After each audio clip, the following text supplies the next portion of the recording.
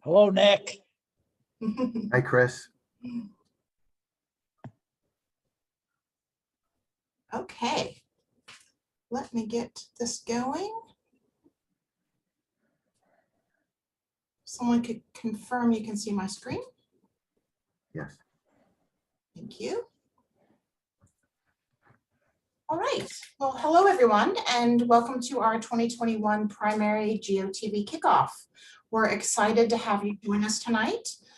Just by joining tonight, you're making that investment in our community, so we really appreciate that. We know that you have other choices for what you do in the evening, so I know also that the candidates very much appreciate this as well. Your time, energy, and dedication is always very much appreciated by both the party and the candidates. We gratefully acknowledge the Native peoples on whose ancestral homelands we gather tonight, as well as the diverse and vibrant Native communities who make their home here today. First, I'll start off by sharing our agenda. We're delighted to have our City Council Position 9 endorsed candidate, Brianna Thomas, here tonight for a brief moment before she's pulled away to an endorsement meeting, I think. After that, we'll turn it over to our data guru, who will present the GOTV strategy session. And then we'll hear from Executive Constantine, who has our endorsement for re-election this year. Then I'll let our PCO chair share our planned PCO activities, the election timeline, and then get you excited for our GOTV Canvas send-off next Saturday, the 17th. At the end, we'll give you all sorts of reasons to sign up to support our endorsed candidates. And Hugo Garcia, one of our endorsed Burien City Council candidates, will give some parting words. Now, I'd like to introduce you to our team this evening. I'm your chair, the 34th chair, and as chair, I'm really lucky that I have such a great PCO and data team supporting the election every year. They're passionate, amazing people, super smart. The fact we have data scientists amongst us is just fantastic. So I'm going to let them have the floor shortly, but first, without further ado, I'd like to ask Brianna Thomas to say a few words. Well, hello, 34th. Brianna Thomas here with you again. So good to be here. Thank you, first of all, as Carla mentioned, for volunteering your time. It's beautiful outside right now. You could be doing literally anything but looking at a computer screen. So thank you for your commitment to democracy. I appreciate it. And I would be remiss if I didn't start this off with a little story. This is the second time in my life that I'm speaking before Dow Constantine. The first time was at my UW graduation, and he totally upstaged me, and it's all any of my family could talk about at my party for graduating. So thank you for letting me go first. And having a little break, so maybe y'all remember me this time. Thank you, Carla. So we're here to get excited about primary season. Ballots drop in 6 days, y'all. 6 days. I feel like just a second ago it was February, and now here we are this close to this season's election. And I know that off-year elections, we all know democracy doesn't take a year off, but they don't get the attention that even years do, but they make a huge difference. Who is in our municipal government and our county government is who's filling potholes and who's responding to day-to-day crisis, keeping our libraries, our parks, our senior centers, our wastewater treatment plants running. And that's really the infrastructure that we count on every day in every little way. And so thank you so much for your willingness to support candidates like myself. I mean, I'm sure none of you are surprised. I'm in a tough race.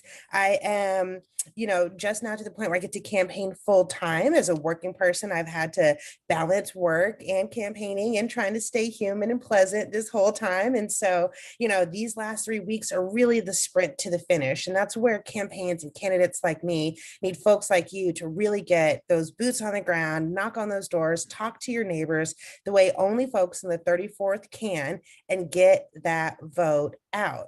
And I know sometimes it feels like we're all just a piece of a machine, but I'll remind you that in our race for CTAC in 2013, we registered 1,000 new voters and we won that race by 77 votes. We changed a national narrative by 77 votes. We remember when Lisa Herbold ran and she won her race by 39 votes. Every vote counts. Every door counts, every phone call counts. GOTV is exactly that. We are getting out the vote. We're making sure our voices are heard, and we're supporting candidates like me that can't do it without you. So thank you so much for spending some time with us this evening. Thank you so much to the 34th team for keeping this organized and on track. Thank you to Nick for keeping these PCOs motivated. And I look forward to seeing you out there on the doors. And thank you again so much for your endorsement and your support. Back to you, Carla. Thanks, Brianna, and thank you for staying human. That was great. I appreciate that. Can't imagine juggling a campaign and a job. That's amazing and certainly qualifies you to do the job in and of itself. Next, I'm going to hand off to Max Brown, who will present the strategy session. Max. Hey everybody, Max Brown here. Thanks so much, Carla, for the opportunity.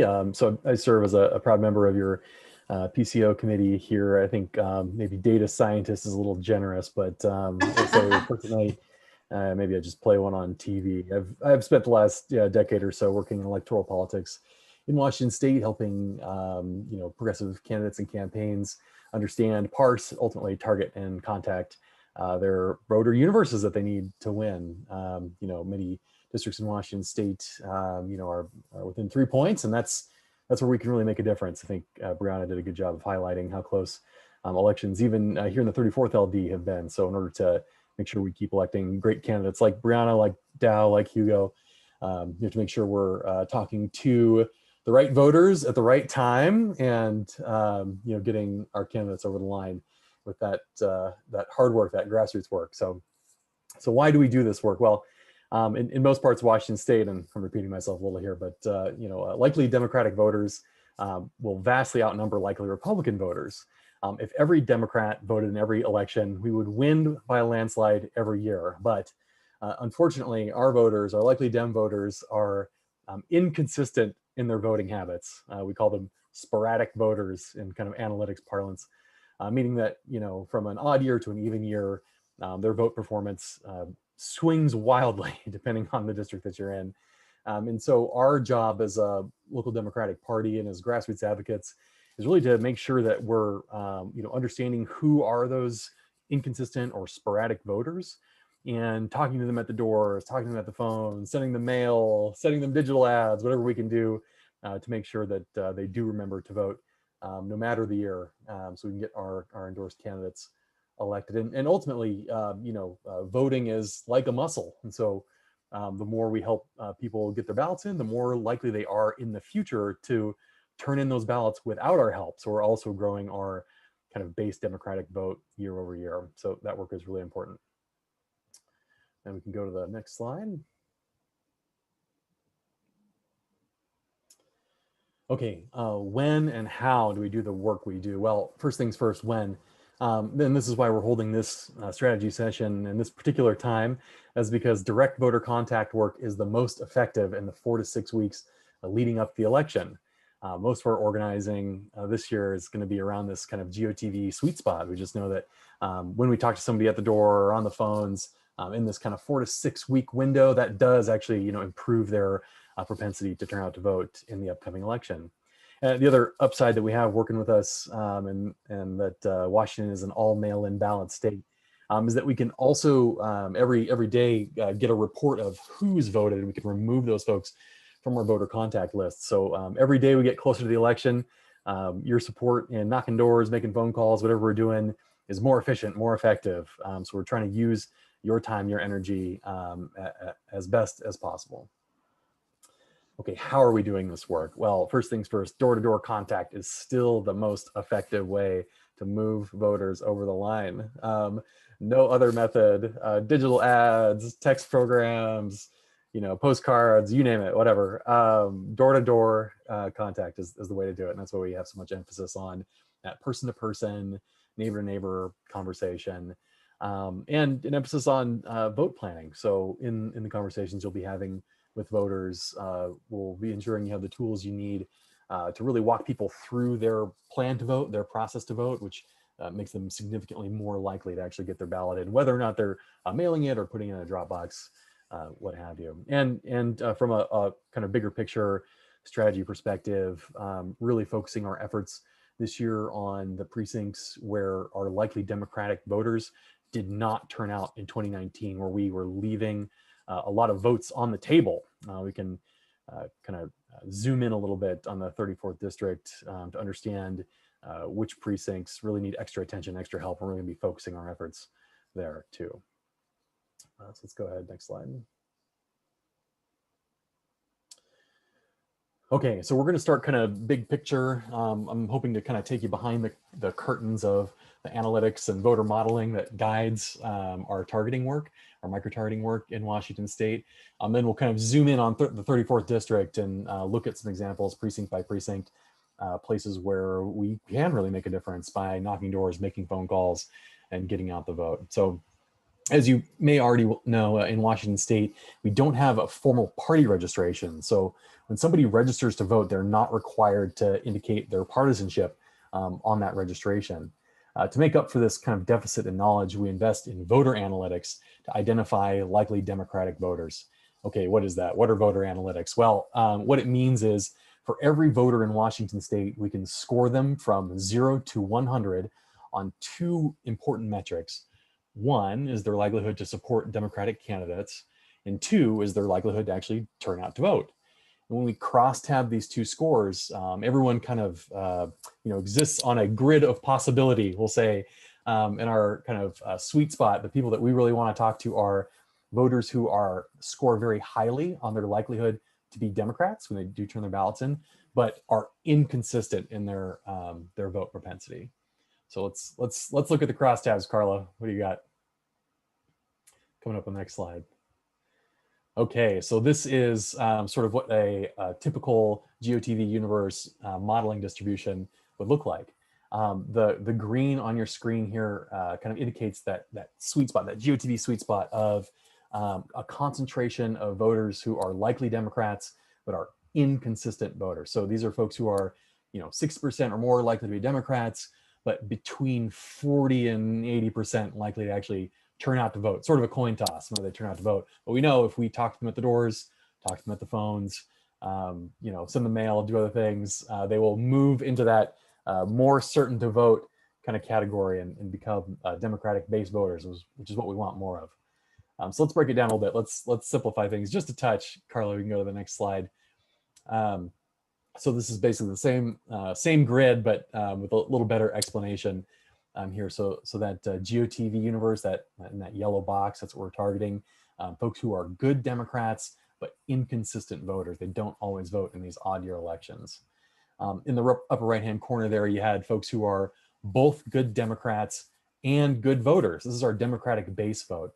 We don't really worry about them till later. They're likely to turn out to vote regardless of whether or not we talk to them. And then kind of in the middle there, you have that in that blue box, folks who are kind of between 40 and 60 on the support scale, meaning we don't have enough information about them to know who they're going to be supporting, but are likely voters. So this is kind of where that persuasion and ID box, that's where your candidate campaigns will spend a lot of their time, is talking to voters who are good at turning in their ballots, but we don't quite know who they're going to support. And then kind of in the bottom there below, 50% or so support likelihood, you have your likely Republican universe, and we just leave that out of it. So where we don't talk to Republicans. they don't need any conversations from us. So let's go to the next slide.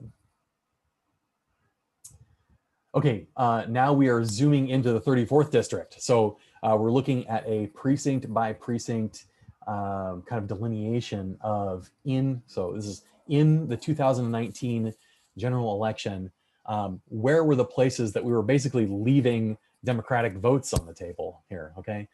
So along the left-hand side there, you got your precinct labels, and this is just kind of the top of a much larger data analysis, but I wanted to give you kind of a sense of what we're up to, how we're targeting, who we're targeting. So anyway, so on the left side there, you got your precinct name, Aqua, Baker, Bernice, Biloxi. And then, moving over to the right, we have our total number of registered voters who have a Democratic support score of 60 or greater. And the highlighted column is the number of people in each district who are in that likely Democrat kind of bucket that did not vote in the 2019 election. So the bigger that number is and the larger the percent basis is in the column next to it, the more Democratic votes we left on the table last time. So these are the precincts where we really want to focus our voter contact work, because we know we can get more Democratic votes out of these areas. All right, let's go next slide. Okay, so these next two slides, my colleague Obal Waco wasn't able to make it tonight, but he put these together for us. So on the left side here, the kind of dark blue shades start with the places where we left the most Democratic votes on the table last time. We had the most number of likely Democratic voters who did not get their ballots in 2019. So these are our high priorities or high opportunity zones for direct voter contact work this year. And then that kind of goes, as you get lighter in the shades, that means we had a better Democratic turnout in these other districts that are the lighter shades. So we won't necessarily focus our efforts there until we get through these zones that kind of in the darker blue shades. All right, go next slide. And this is just a visualization. This is a Tableau visualization of that same kind of shading map. So darker blue districts are high opportunity zones. That's where in 2019 we left a lot of Democratic votes on the table. So you can take a look there and see if your neighborhood is maybe in one of those areas. That just means the work is all the more important. Okay, next slide. And Mr. Nick Manazza, I think you're on for this one, buddy. Great, good info, Max. Thank you. Okay. Actually, hey Nick, before you get started, does anybody have any questions for Max on all of this magic that goes on behind the scenes? Any questions? I saw a question from Annie Phillips about identifying Democratic voters. How do we know who are the likely Democratic supporters? That's a great question. Yeah, so these scores are purchased through the state party from the DNC.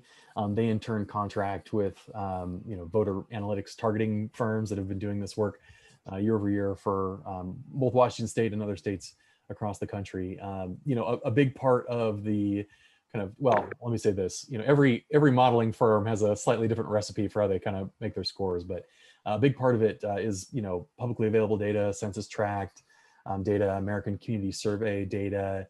But another big important part of it is year over year, grassroots advocates just like yourself are going door to door, talking to people, asking them who they're voting for. All of those survey inputs feed back into the modeling scores. So although these firms that the DNC contracts with are using some publicly available data to make assumptions about the electorate, a lot of times they're working from kind of a base data set of survey results and feedback that they've gotten from any Democratic campaign that is using the van, and transmitting data back. That all kind of gets fed back in to sharpen the model. It's one of the great advantages, frankly, that we have as Democrats in Washington State, and that the more work we do, the more people we identify as Democrats voting for our candidates, the better our data intelligence actually becomes about people who we might not have information about with partnership from the state party and the DNC. So it's kind of a cool system that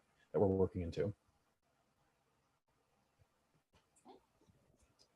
Any other questions? I will point out the last two slides are purely the data scientists' work. We of course have access to the data that comes in through our voter access network, VAN, but there's a lot more to it than that. It doesn't spit out all of this great information, this great insight. It takes people like Max and like Obal to filter through it. And, a lot of times there's data modeling and all those crazy things that happen with data now. So again, just a huge appreciation for Max and for Obal, and I know Nathan Dye as well, another one of our PCOs, I believe, is in this kind of group, and just want to thank them for their effort. Ann Martin? Yeah, I had a question. I assume that the identity of the likely Dems who are inconsistent voters is tied to the primary for this effort. Is that true? Because I think the data would be significantly different for the general election. That's true, yeah. And so when we're cutting lists for the primary, we'll use past primary performance as the gate by which to create those lists. And then likewise for the general, we'll use general performance. And also too, Ann, this is from 2019. Obviously the 2020 projections were much different, but this is an off-year election. And that's why we knock on doors, is to make sure that people still vote. These elections probably affect their lives more than the national elections do.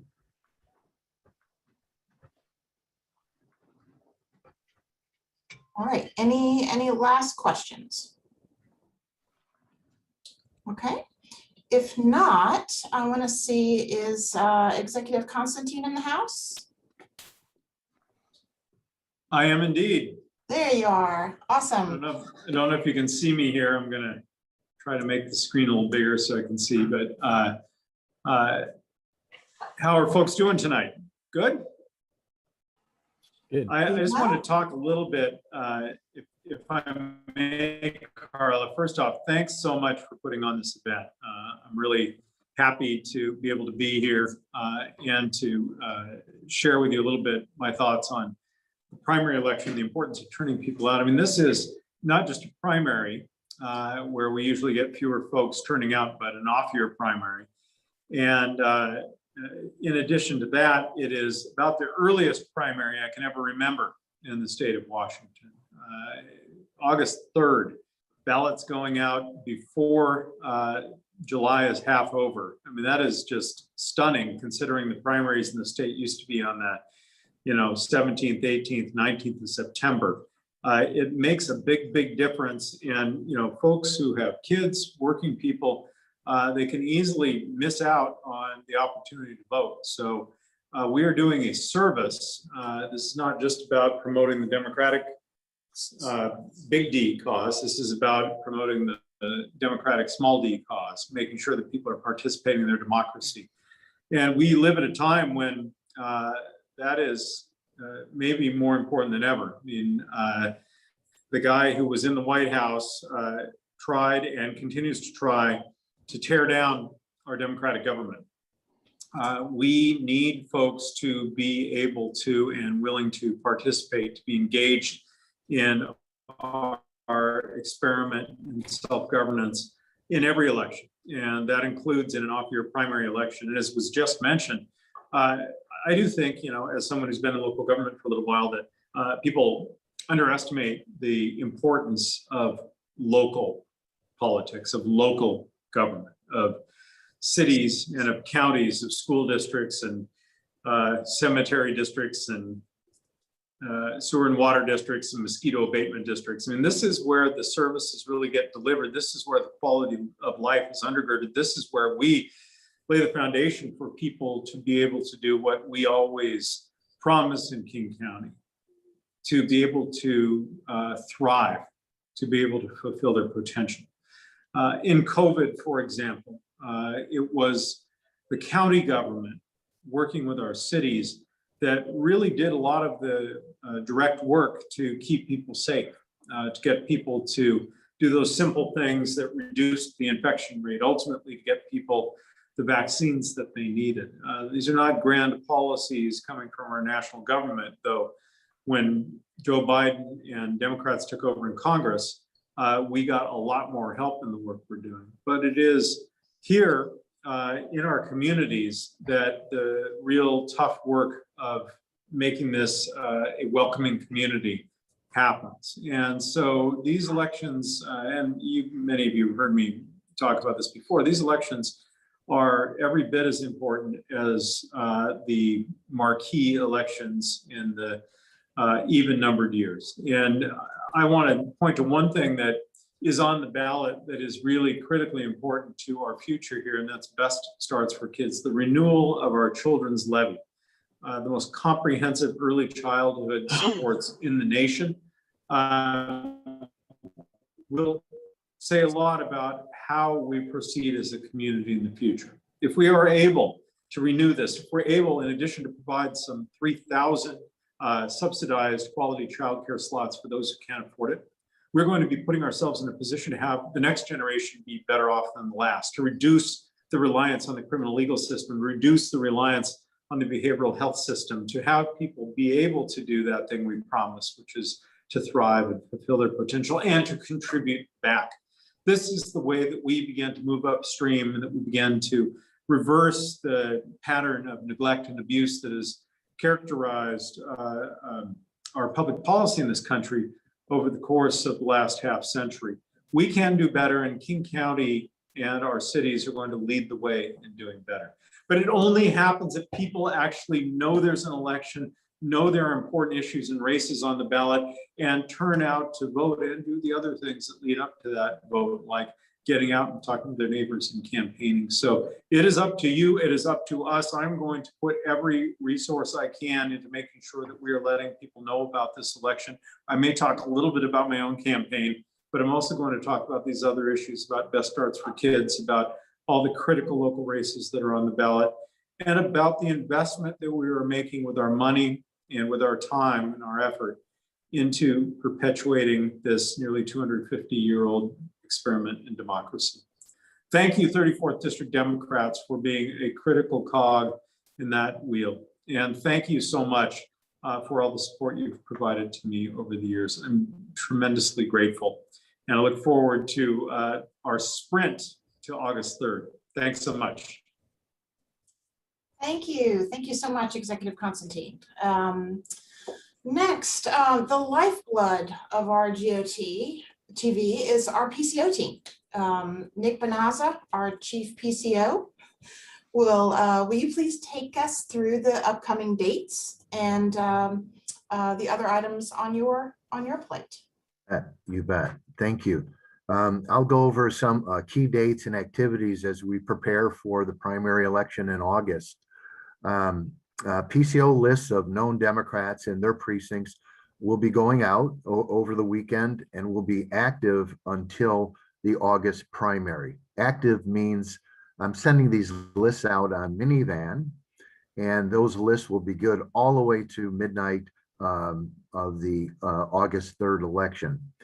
On Saturday, July 17th, the 34th LD PCOs and volunteers can meet at 2 locations for a Get Out the Vote, a GOTV kickoff to canvassing, where we'll hear from some of our endorsed candidates.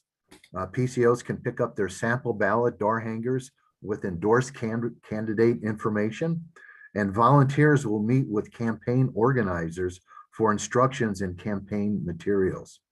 This is a chance to spend a little time together before we fan out to do our door knocking in our precincts or assigned areas. We'll meet at the Burien Press, 423 Southwest 152nd Street in Burien from 11 a.m. To 12 p.m. And then at CMP Coffee, same time, same day, 5612 California Avenue Southwest in West Seattle from 10:30 through 11:30. If you're a PCO and would like to participate but don't have transportation to a kickoff event, please let me know and we'll figure something out to get you there. PCOs that can't participate on Saturday will, of course, will still be able to pick up their sample ballots from these 2 locations, from me directly or other designated homes across the 34th that may be closer to where you live. we'll let you know what those locations are.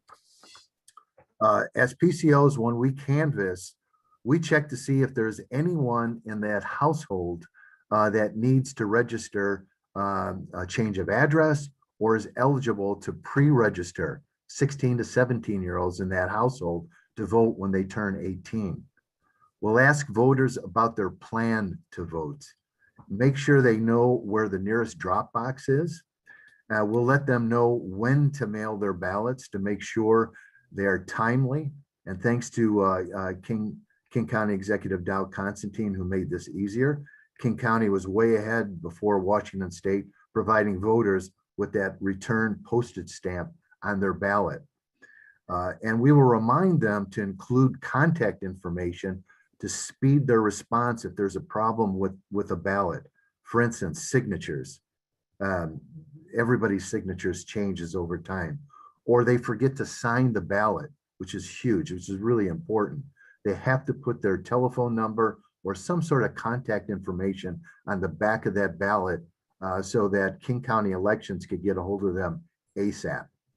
And first, and most important of all, has been mentioned here, we work to make sure our voters never assume their vote doesn't count.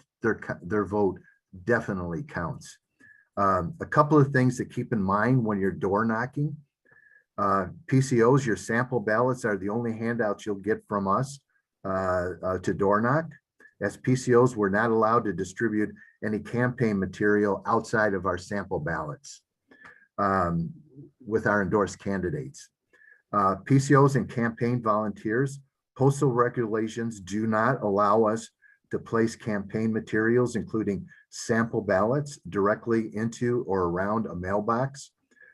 It's okay to leave them door jams, under mats, screen doors, etc.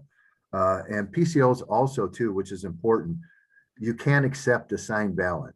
If a voter is infirm and unable to submit their ballot, they or the PCO can contact me for the designated person from King County Elections that can assist them. The election calendar. On July 13th, local voter pamphlets, those pamphlets with all the campaign and endorsement information from the candidates will be mailed out on July 13th. On July 14th, the vote center at King County Elections opens for the primary election. On the 14th, that same day, ballots will be mailed for the primary election. And on the 15th, July 15th, the ballot drop boxes will be open, which is really important to get those early voters to contact them. The deadline for in-person registration, address change, or other updates for the primary at the voting centers, the King County Election Voting Center in Grady Way in Renton, or the King County Administration Building in downtown Seattle, open until 8 p.m. is August 3rd. Mail-in ballots must be postmarked or returned to a ballot drop box by 8 p.m. on August 3rd. The deadline for in-person voting at the voting centers, both in Renton and in the King County Administration Building downtown, is open until 8:00 p.m. on August 3rd.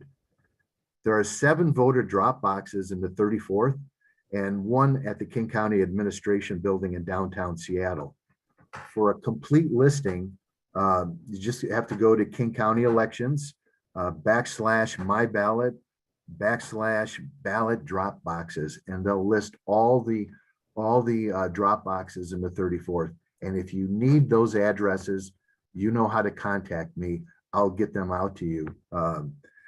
And that's it. That's what I have. And if there's any questions, I'll take them. But this year is much better than it was last year. Now we're getting out to be able to talk to our neighbors. And as a PCO, that's our job, is to talk to our neighbors and give them all the voter information that they need to make sure that they vote, which is our job. So thanks everybody, and I'll be happy to see you on the 17th in Burien. And Carla will be very happy to see you in West Seattle at CMP Coffee, also on that same day, along with the candidates. And we could talk and see each other, and which we probably haven't done in 2 years. So hope to see everybody at those events. And thank you. Any questions, let me know. All right, any questions for Nick? Nick, thank you for everything that you do. I put a question in the chat. Oh, Go ahead, Ann. What about wearing of masks? I think that's something that we need to be agreed on in procedurally. yes, I don't disagree. A mask, and also giving that distance that we normally give at the doorway anyway, that 6 foot plus distance at the doorway for sure.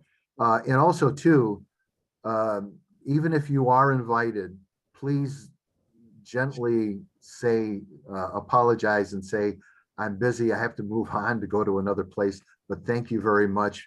But please try not to enter anybody's home, please. That's a great call. Let's see.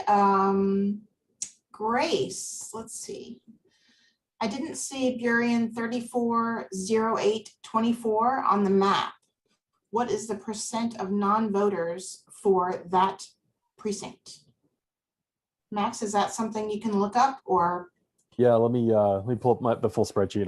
I'll send you Okay. a direct message. Was it sorry, who was the ask? Grace Stiller. Grace Stiller, and it was okay. It's yeah, we'll 0824 Burien.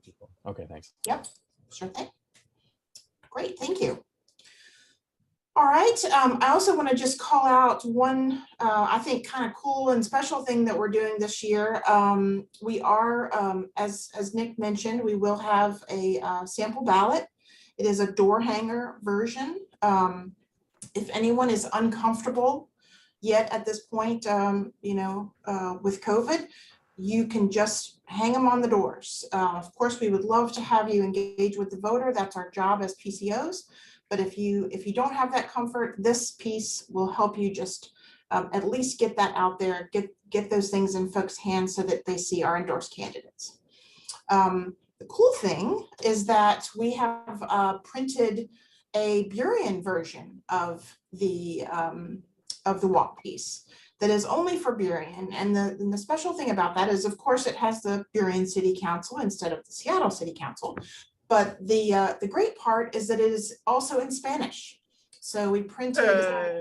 Hey. Right, great. We printed the back side will be Spanish and front side is English. Still has a space for PCOs to kind of write their hello if that's what they want to do. But with the high concentration of Spanish speaking residents, we thought that it was the right thing to do. So we spent a few extra bucks and made that version for Burien. So excited about that. Great. Well, again, thank you, Nick. Now comes really the most important part of the evening. And no, we're not going to ask you for money. We're not asking for donations, although I'm sure the campaigns would love to have that happen. Certainly do that as you are able to. But what we really, really need is your time, your feet, your hands. As you know, the most important effective voter contact is knocking on doors. We've printed a really cool, as I mentioned, a really cool sample ballot for the whole district. We have plenty of them, and we need to get them out into people's hands. They don't do us any good at all. They don't do the candidates any good if they're sitting on our shelves. So we really just ask you now. I know many of you on the call are PCOs, which is fantastic. We have your information. We know you're going to go out there and do your job. If you're not a PCO, but you want to volunteer, we would love to have you at any level you can volunteer. The link is right here. As soon as I can stop talking and hand it off, I will put it in the chat so you can just copy and paste it and just put your information in that sheet, and we will make sure that it gets out to the candidates.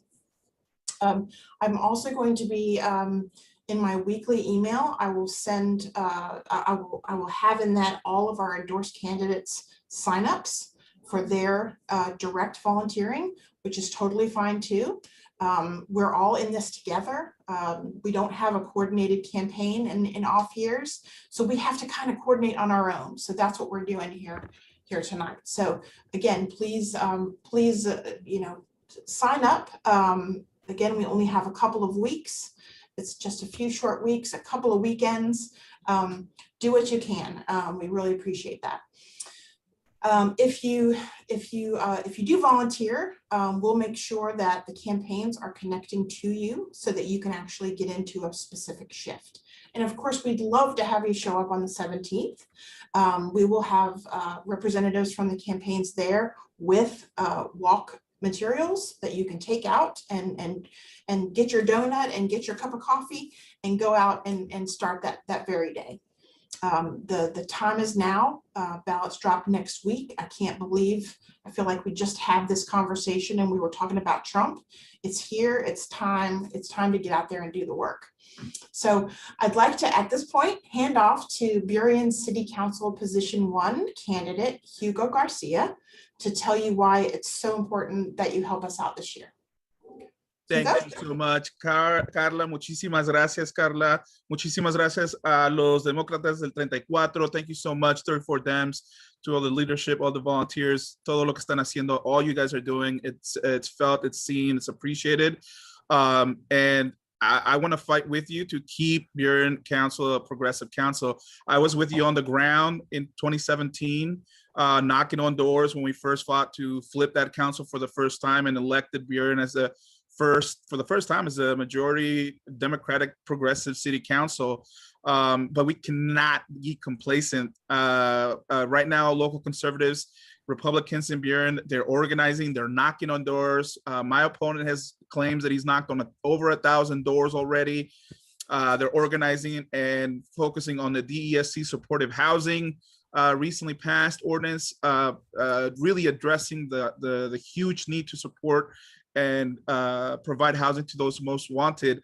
And they're not taking it lightly. They saw that we took the council back in 2017. We've been really making great progress.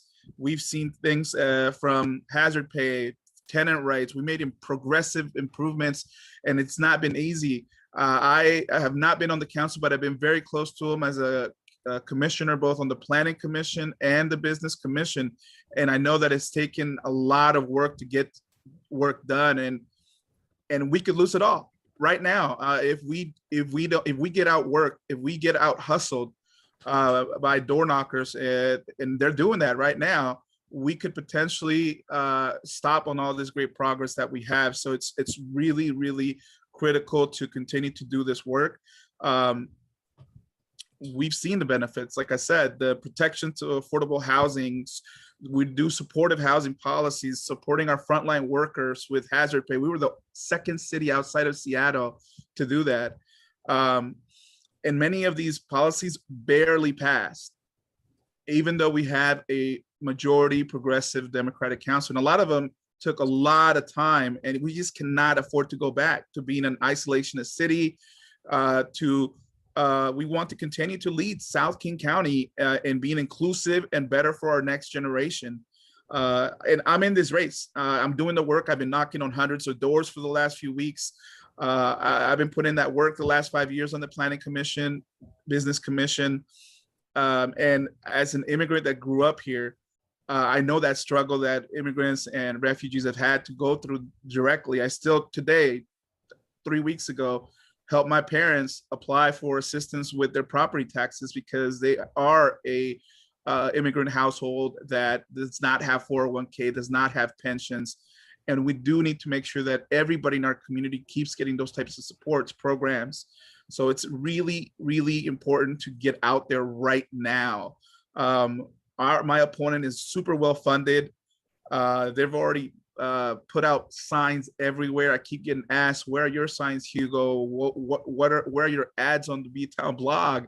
And right now I'm not as well funded as my opponent, so I'm focusing on door knocking, because signs don't vote, people vote, and it's going to be that people power, all of the great work from the PCOs, the volunteers, to knock on those doors that will make that difference. And it will make that difference for next generations. I'm able to say that I wasn't that involved prior to the previous president, but once I saw how dangerous it got, I became involved, stayed involved, and I'm putting in the work. And I want my next generation, my cousins, my relatives, my neighbors to know that 34th has had your back, and it didn't stop in 2021. So please, please, please keep getting out there. Right now, you're going to see the links. You can get on and knock on doors. We're only going to get maybe 9,000 to 10,000 votes altogether. And this primary is going to be likely setting the tone for what's going to happen in November. So it's super critical now to make sure that we get out there, talk to folks, and people are talking. I've been hitting hundreds of doors. People are home. I have my masks. People are willing to have those conversations, but the heat wave that we had, everybody's reopening from the pandemic, worrying about how we're going to reopen to school, and people are finally being able to kind of go out and then kind of have fun. So they're not going to see their ballots unless we knock on doors. They're not going to prioritize it.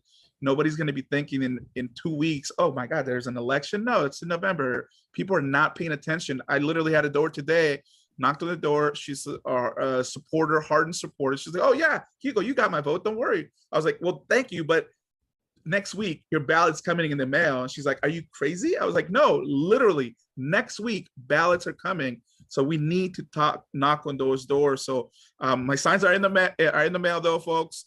I will have signs in a week or so, but really the most help you can do to all the candidates in Buren is to sign up, knock on doors, and don't wait till the 17th on the event.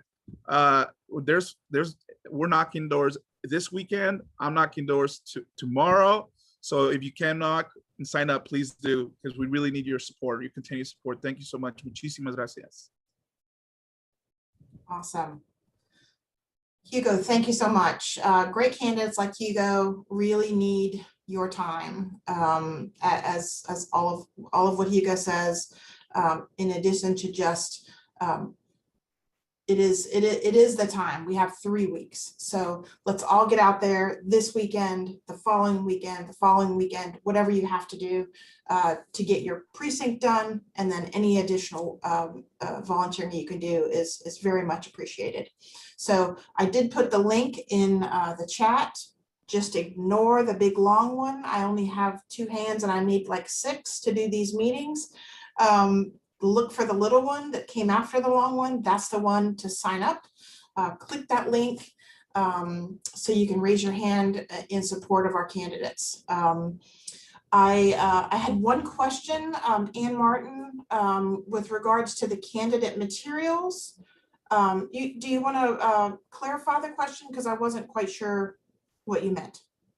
What happened was I thought I heard Nick say that we couldn't take candidate materials, just needed to take the door hangers. And then you said, come to on the 17th and pick up candidate materials. So I just wanted to clarify whether or not people can distribute at the same time as they do the door hangers, candidate materials for endorsed candidates. The sample ballots that we print, we do print a pretty decent quantity, but we certainly don't have enough for everyone. So our PCOs are first in line to get all of our sample ballots. Any volunteers who come in on the 17th who are not PCOs, we're going to get them right into the campaign track and get the materials from the campaigns. Nick, I have actually, even for the 34th, canvassed with, I remember Herbold's materials being given to us. Is that something you want to clarify? Yeah, this is what I've been told from the King County Democrats, actually, from the PCO chair for the King County Democrats, was that our sample ballots are of course, all the candidates that we have endorsed. The other material, when you're passing it out, is it's from it could be from an endorsed candidate. It could be from those, but they're already in our endorsed, they're already there in our endorsed candidate sample ballot. A lot of times getting some information from a campaign is not as, if you're campaigning for that particular campaign, that's a different story. But for the 34th, our ballot is our ballot, is our sample ballot. That's what we go out with then. Sure, and I don't at all disagree with that, but if you're not a PCO, you don't get a big stash of Right. our sample ballots. So that's primarily where I think I was coming from with my comments, is just standard voters, standard volunteers who are not PCOs will need those materials. Can I ask Nick, is it a requirement that you not take those materials because they're more complete than our sample ballot in terms of information about the candidate? Or is it a practice that is desired? Is it legal or not? It's Carry the candidates' materials, endorsed candidates. It's I'm sure it's especially if it's an endorsed candidate, but this is some of the stuff that I've been introduced to, and some of the problems that we had last year with that lawsuit. That's why I brought it up that way. Well, that opened a whole other can of worms, but that's fine. I think we can get some clarification on that, Anne, and we can address it in our monthly meeting next week on Wednesday. A reminder to everyone that our general meeting is next week, and we are doing endorsements for the port. So please do come back for that that monthly meeting as well. And we'll get clarification on that, but I just want to reiterate that my comments were specifically around volunteers, not PCOs. And I'll get you that information from King County Democrats.